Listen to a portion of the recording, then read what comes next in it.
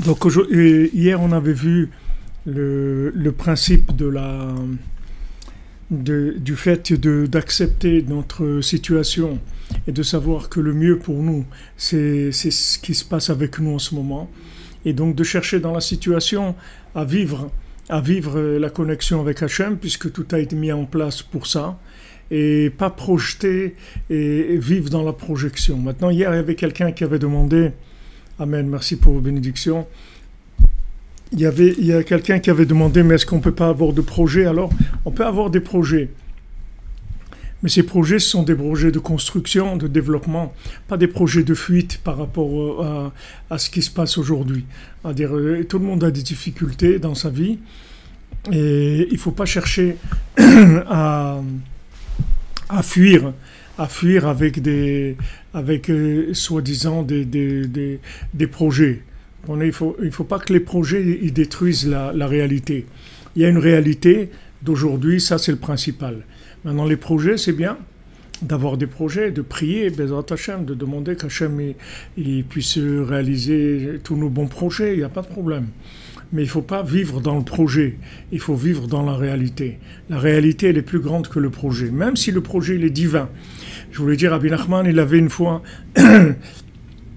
quand il a eu sa fille, qu'il a appelée Chaya, alors cette fille-là, elle est née quelques semaines avant que sa mère soit décédée.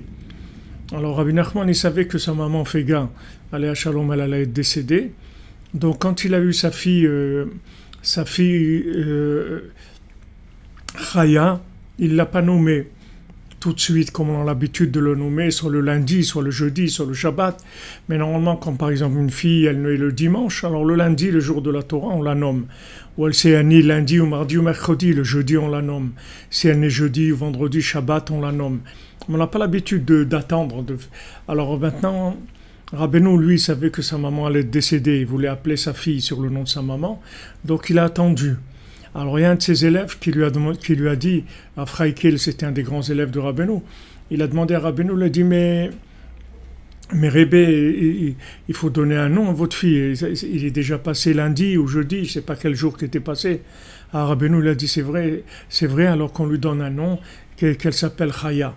C'est-à-dire, même quand le projet, c'est pas un projet c'est pas un projet que peut-être oui, peut-être non, peut-être que c'est vrai, peut-être que c'est pas vrai, peut-être que je vais y arriver, peut-être que je vais pas y arriver.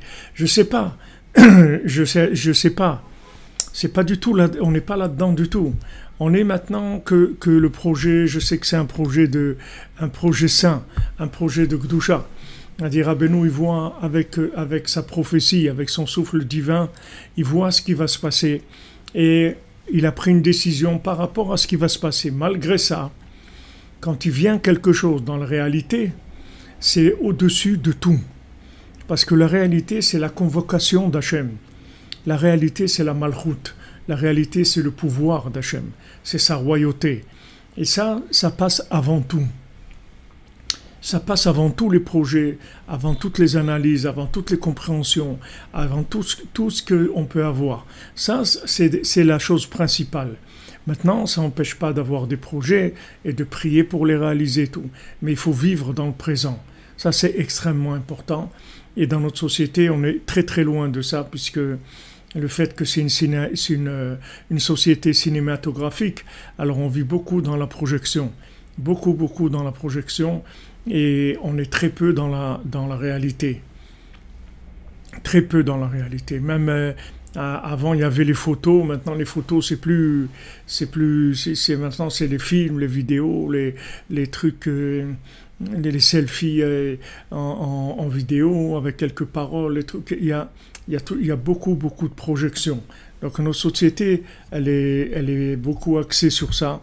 Et c'est l'une des maladies principales de notre société. Donc Rabbi Nathan, il nous met en garde. Il nous dit, regardez, ne rentrez pas, ne croyez pas ne vous excusez pas par rapport à la réalité qui n'a pas l'air de correspondre à vos projets hollywoodiens de votre vie. Parce que la réalité, elle est beaucoup plus grande que tous les projets que vous pouvez avoir dans votre vie. Parce que c'est la réalité, c'est un ordre du roi. La réalité, c'est Hachem qui l'a créé. Donc cette réalité-là, elle est beaucoup plus vraie que tout ce que vous pouvez avoir comme projet, même s'ils sont magnifiques.